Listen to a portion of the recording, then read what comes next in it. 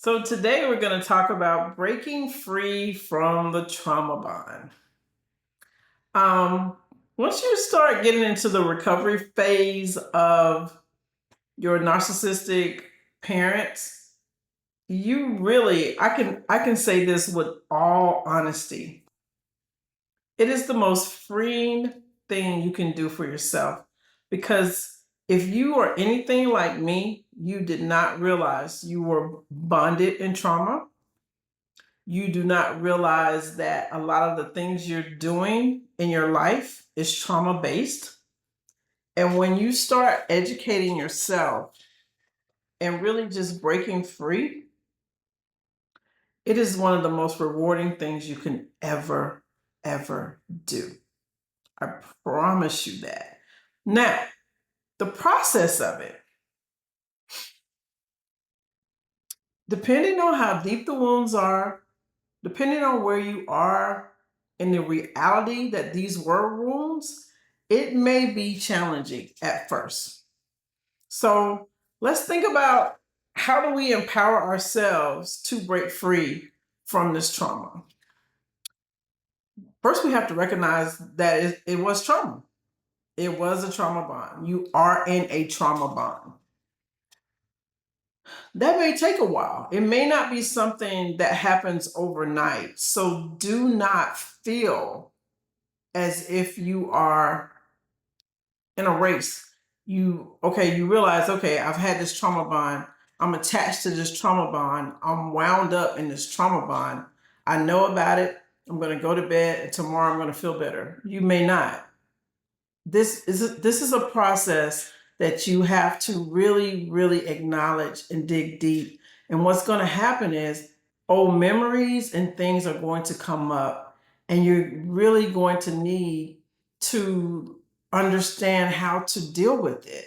And that may take somebody other than yourself. You may have to get a therapist. You may have to do some type of healing just to recover and get over it, but it can be done.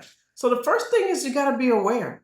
You have to be aware and reflect on not only your feelings, the patterns, and the behaviors that you've created in your life just to deal with this trauma. It's real. It's really real, guys. Um, and here's some self-assessment questions that you should just ask yourself. Do you feel obligated to please your mother at all costs? Um, if I wasn't in the state of mind that I'm in today, I would say no. I'm not obligated to please her, but I was. Um, I was obligated to please her. I didn't realize that's what it was, because what you're really doing is you're constantly looking for the approval. So you're doing things to get it. And if your narcissistic mother was as malignant as mine, you're not going to get that. And the thing about it is, they know that's what you're looking for.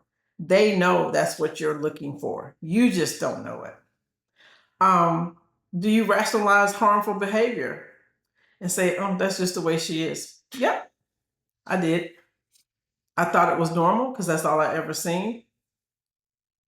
I knew I wasn't seeing it in other mothers, my friends' mothers. I wasn't seeing that behavior in their mothers. But for my mother, I rationalized it as being, that's just the way she is.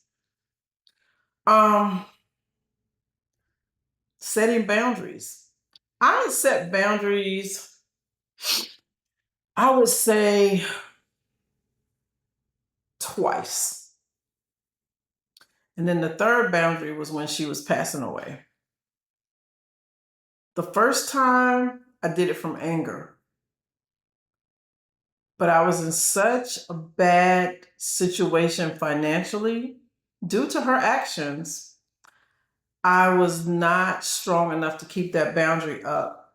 I allowed the love bombing and the rewards control the relationship, because in my mind, I needed her. I was not going to make it. The second time I set boundaries, it was out of pure anger and hurt. the thing that she had done to me, it devastated me more than the first thing that she had done to me to create the need for the boundary. And I made 3 years with that one. But in my mind, not understanding what I was actually dealing with, I allowed her to come back into my life. The third time, she couldn't come back because she's dead. She passed away. But during the time of her passing, I created a no contact boundary, not even knowing what that was. And I'm so glad I did that because doing that gave me freedom after her death. Because if I had done the no contact and broke it while she was passing away and she still didn't give me what I needed, my grief for her death would have lasted my entire life because I would have said, "You still didn't give it to me." I had sense enough to realize she wasn't going to give it to me when she was dying. And because of that, I'm so thankful that I knew what I was going to need in my future because she was going to be gone. I did not set myself up for failure that third time. So understand the role of the boundary, understand why you're doing the boundary, and be very patient with yourself as you create boundaries. And then you need to start building some emotional independence. Um, you're going to feel guilty.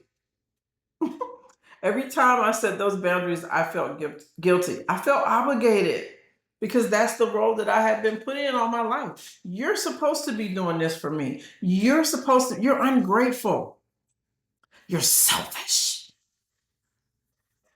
You're the mean child. And I'm hurting. I'm hurting. I'm drowning. Ungrateful. Nasty. Those are the words she used to describe me.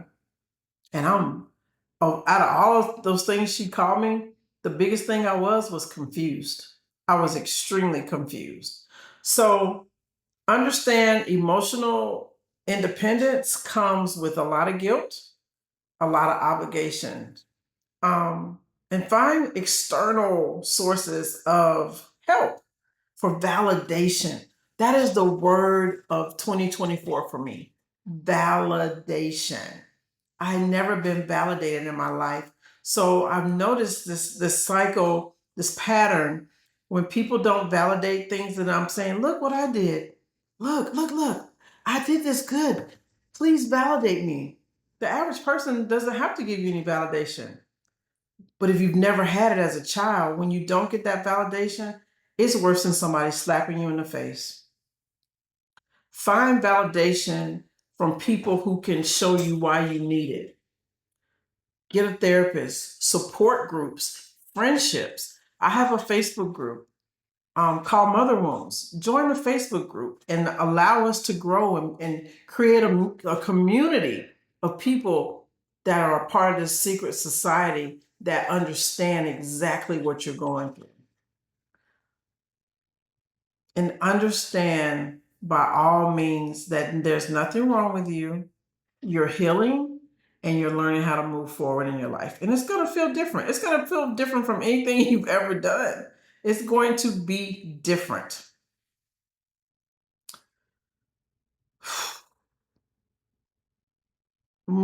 Recognize that the problem was with the narcissist and not with you. I really want you to understand that the problem lies with the narcissistic person. You've just carried that problem with you your entire life and you're ready to let it go. So it's going to feel very strange letting it go. Freedom feels weird.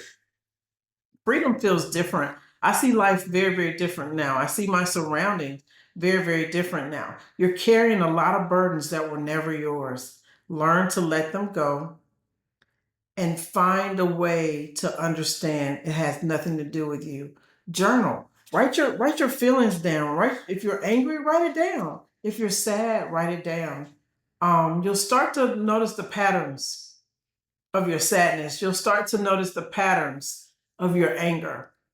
I smile a lot when I do these videos. I do, because I smile a lot because educating myself was freedom. Um, do I get sad when I think about some of these things? I do.